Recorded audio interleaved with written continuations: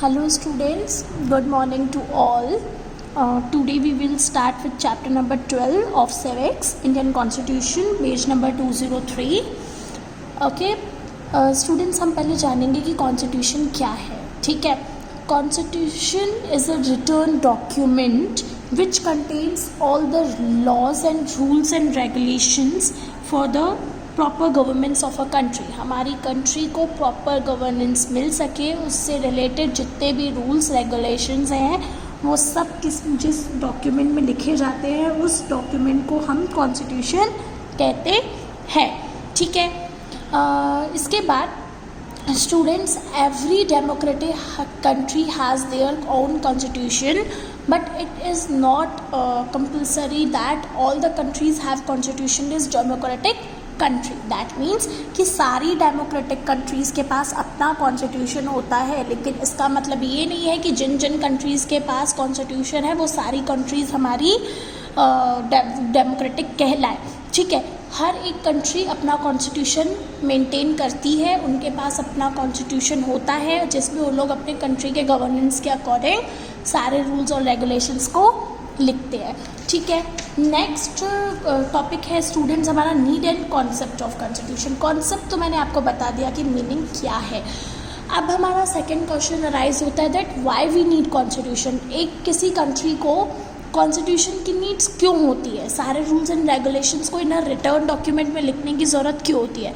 ठीक है, तो बच्चों हमारी कंट्री को प्रॉपर कॉन्स्टिट्यूशन की नीड इसलिए होती है ताकि हमारे जो गवर्नमेंट के ऑर्गन्स होते हैं, ठीक है, गवर्नमेंट के ऑर्गन्स यानी जैसे हमारी सेंट्रल गवर्नमेंट है, उसके स्टेट गवर्नमेंट, डिस्ट्रिक्ट गवर्नमेंट्स, वो सारे जो गवर्नमेंट के ऑर्गन्स हैं वो सारे ऑर्गन्स अपनी अथॉरिटी का और अपने पावर्स का मिसयूज़ ना करें, है ना, और किसी और कम्युनिटी पे अपना डोमिनेंस ना दिखाएं, है ना, किसी के साथ डिस्क्रिमिनेशन ना करें.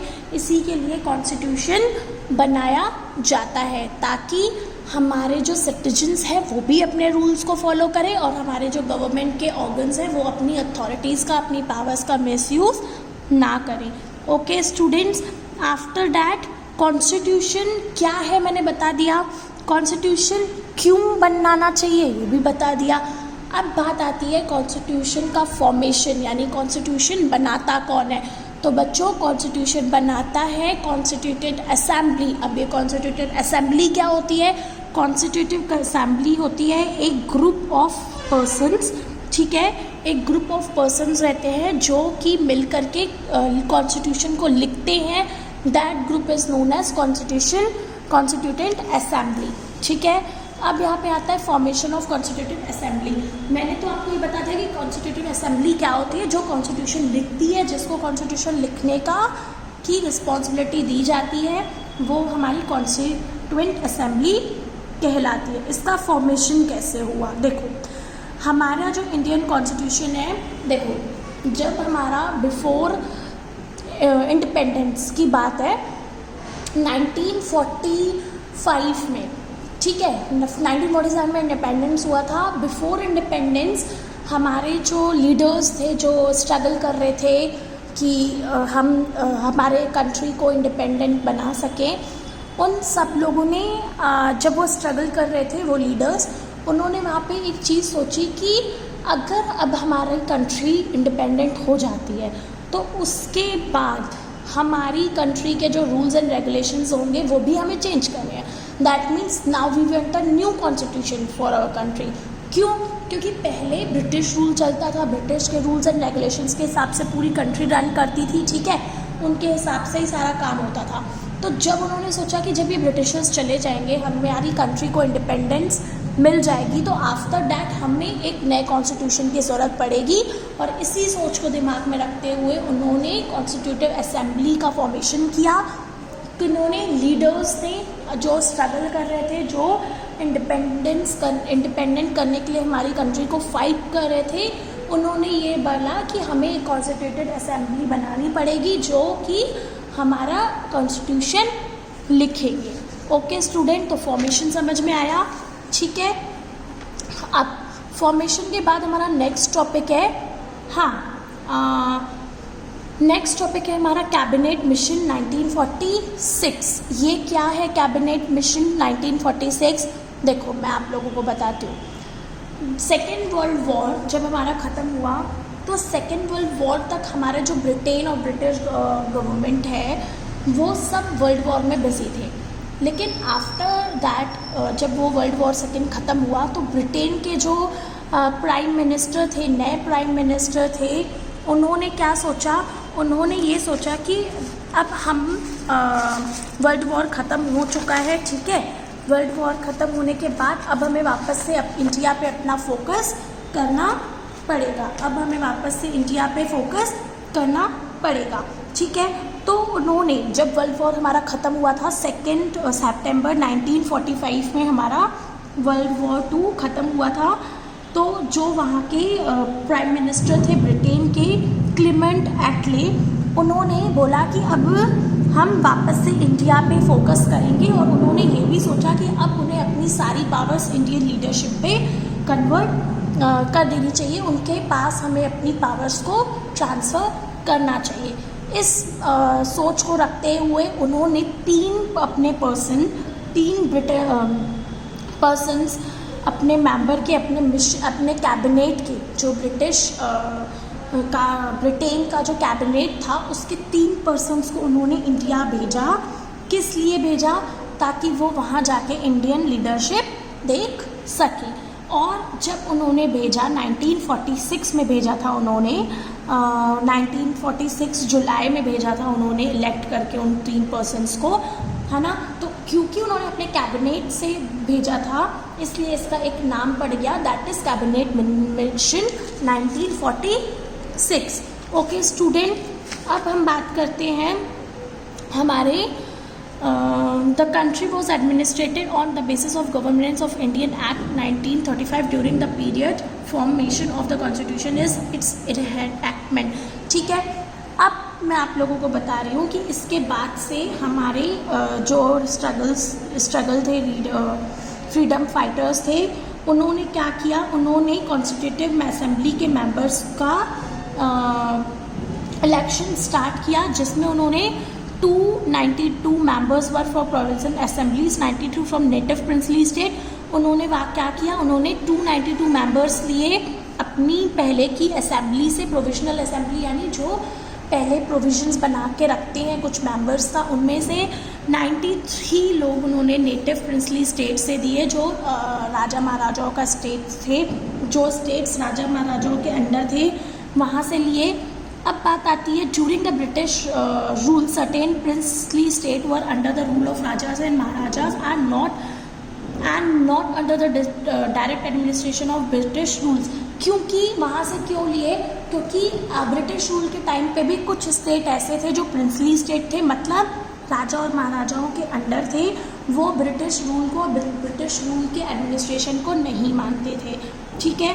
तो यहाँ पे आपको सब समझ में आया, ठीक है। The number of member of constitution assembly after the partition 299, और फिर पार्टीशन के बाद जब उन्होंने ऐड किया तो उनके जो कॉन्स्टिट्यूटिव असेंबली के मेंबर्स थे वो कितने बन के आए? 299, जिन्होंने कॉन्स्टिट्यूशन को लिखना स्टार्ट किया, ठीक है। और हमारे जो कॉन्स्टिट्यूंट असेंबली के लीडर थे वो थे कॉन्स्टिट्यूंट असेंबली के लीडर थे that is doctor Rajendra Prasad. Doctor Rajendra Prasad कौन थे? हमारी कॉन्स्टिट्यूटेड असेंबली के लीडर। ओके, उसके बाद स्टूडेंट्स आ जाइए आप पेज नंबर 205 में। जितनी भी मीटिंग्स हुई, जो भी मीटिंग हुई, फर्स्ट मीटिंग हुई थी 9 दिसंबर को, सेकेंड मीटिंग हुई थी हमारी 11 दिसंबर 1946 को, और उसके बाद टोटल 166 मीटिंग्स और 11 कन्वेंशंस हुए थे एक कॉन्स्टिट्यूशन को प्रिपेयर करने के लिए, ठीक है। मतलब मीटिंग कौन करेगा? इलेक्टेड पर्सन्स, कॉन्स्टिट्यूएंट असेंबली के लोग, ठीक है। किस चीज़ के लिए मीटिंग करते थे? कॉन्स्टिट्यूशन को बनाने के लिए। और जब वो बनना स्टार्ट हुआ उसके बाद 2 years 11 month and 18 days total लग गए एक कॉन्स्टिट्यूशन को लिखने में, बनाने में, और हमारा नया कॉन्स्टिट्यूशन पास हुआ 26 नवंबर 1949 में, ठीक है। जिसमें उन्होंने बहुत सारे प्रोविजंस लिखे और गवर्नमेंट के साथ साथ उन्होंने in respect of citizenship election and interim parliament were adopted with immediate effect and remaining provisions become effective from 26 January 50, जिसमें उन्होंने बहुत सारे प्रोविजंस लिखे थे, जिसमें उन्होंने लिखा था कि सिटीजनशिप भी होनी चाहिए, हर एक सिटीजन को right to elect, right to vote मिलना चाहिए कि वो अपने अकॉर्डिंगली पार्लियामेंट में मेंबर्स को सिलेक्ट कर सकते हैं, ठीक है। और बाकी के जितने बचे हुए राइट्स थे और जितने बचे हुए प्रोविजंस थे वो कब अडॉप्ट किए गए, वो अडॉप्ट किए गए 26 जनवरी 1950 में। ओके स्टूडेंट्स, अब आते हैं हम हमारी ड्राफ्टिंग कमेटी पे। ड्राफ्टिंग कमेटी क्या थी, ठीक है। कॉन्स्टिट्यूएंट असेंबली आप लोगों को क्लियर हो गई, अब आती है हमारी ड्राफ्टिंग कमेटी। देखो, drafting of the constitution was not an easy task, therefore different subcommittees were formed to facilitate drafting of the constitution. 10 subcommittees related to matter of procedure and 8 committee related to matter of facts. Important committees were rules, business and drafting committee, steering committee, committee on the fundamental right, union power committee, minority right subcommittee etc. देखो, constitution लिखना कोई बचा easy task तो था नहीं, ठीक है। तो कॉन्स्टिट्यूशन को ड्राफ्ट करना, कॉन्स्टिट्यूशन को लिखने के लिए बहुत सारी कमिटीज़ बनाई गई, ठीक है। और जो कमिटीज़ थी उनकी भी सब कमिटीज़ बनाई गई। कॉन्स्टिट्यूएंट असेंबली तो एक कमेटी थी, लेकिन वो कमेटी के अंदर कुछ सब कमिटीज़ बनाई गई सो दैट कि हम प्रॉपर ड्राफ्ट कर सके एक कॉन्स्टिट्यूशन को, ठीक है। तो जैसे कि 10 सब कमिटीज़ बनाई गई मैटर्स ऑफ प्रोसीजर, जो उस पूरे प्रोसीजर को देखेंगे। 8 सब कमिटीज़ बनाई गई मैटर ऑफ फैक्ट्स के लिए, ठीक है।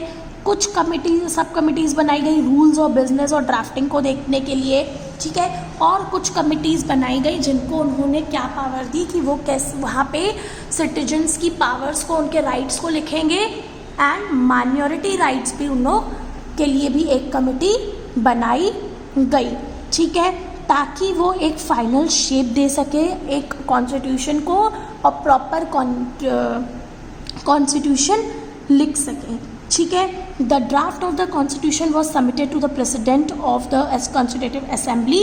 और जब उन्होंने वो ड्राफ्टिंग कमेटी ने अपना अपना काम करके एक कॉन्स्टिट्यूशन को ड्राफ्ट करके किसे सबमिट किया, जो ड्राफ्टिंग कमेटी का प्रेसिडेंट था, कॉन्स्टिट्यूटेंट असेंबली का प्रेसिडेंट था, उससे ड्राफ्ट दिया गया। दैट मीन्स कि पहले कॉन्स्टिट्यूटेंट असेंबली थी, उसके कुछ सब कमिटीज़ बनाई गई जिन्हें अलग अलग वर्क दिया गया। और फाइनली जब एक फाइनल रिपोर्ट आ गई, एक रिपोर्ट बन के तैयार हो गई, एक ड्राफ्ट कॉन्स्टिट्यूशन बन के तैयार हो गया, तो उसे कॉन्स्टिट्यूटेंट असेंबली के प्रेसिडेंट को हैंड ओवर किया गया। और जिस दिन वो सबमिट किया गया दैट वाज इन 21 Feb 1948। कब दिया गया था?